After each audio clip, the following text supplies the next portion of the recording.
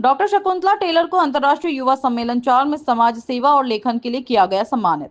हरियाणा के ऐलानाबाद में 5 से 7 जुलाई तक आयोजित अंतर्राष्ट्रीय दिव्या युवा सम्मेलन 4 में 7 देशों और भारत के विभिन्न प्रांतों से आए समाज सेवकों, लेखकों और पर्यावरण प्रेमियों ने भाग लिया।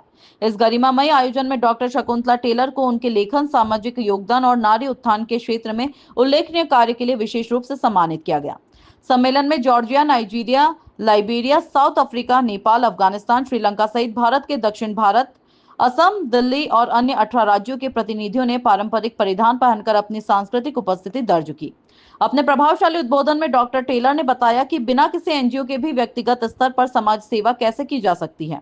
उन्होंने अपने आर्टिकल्स और कविताओं के माध्यम से समाज के ज्वलंत मुद्दों पर सक्रिय भूमिका निभाने का आह्वान किया। उन्होंने यह भी साझा किया कि कैंसर जैसी गंभीर बीमारी से जूझते हुए भी वे किस तरह निरंतर समाज सेवा और नारी सशक्तिकरण में लगी हुई हैं। सम्मेलन के अंत में डॉक्टर शकुंतला टेलर ने अंतर्राष्ट्रीय दिव्या युवा मोर्चा के संस्थापक श्री सुभाष चौहान का आभार प्रकट किया। यह मंच पहले भी उन्हें राष्ट्रीय और अंतर्राष्ट्रीय स्तर पर कई सम्मानों से नवाज चुका है। कार्यक्रम में 7 देशों के प्रतिनिधियों के साथ साथ भारत के 18 राज्यों के लेखक, पर्यावरण प्रेमी और हरियाणा ऐलानाबाद के गणमान्य नागरिकों की भी उल्लेखनीय उपस्थिति रही, जिससे कार्यक्रम को एक सार्थक और प्रेरणादायक मंच के रूप में मान्यता मिली। मंच को नमन और यहाँ सभी मेहमानों को हमारा सादर। जैसा कि सबने अपने अपने विचार रखे, हम इतना सा कहना चाहेंगे। सबसे पहले हम हमारा परिचय दे दें। हम शकुंतला टेलर, किशनगढ़, अजमेर, राजस्थान से, और हमारा कोई एनजीओ नहीं है। मानद उपाधि डॉक्टरेट की हमें सोशल वर्क में मिली है।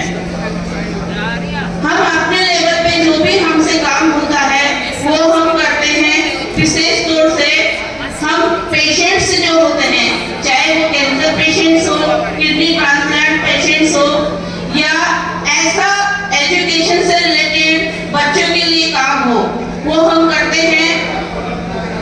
आगे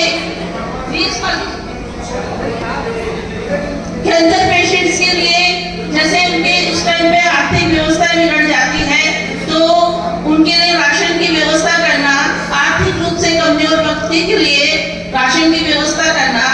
इसके अलावा किडनी ट्रांसप्लांट कुछ पेशेंट हैं, उनके लिए डायलिसिस के लिए इकोनॉमिक्स रूप से कहीं से व्यवस्था करना। इसके अलावा हमारे आर्टिकल्स और हमारी कविताएं ज्वलंत मुद्दों पर चलती है। हरियाणा के ऐलानाबाद शहर में आज युवा दिव्या मंच के एक कार्यक्रम आयोजित किया गया।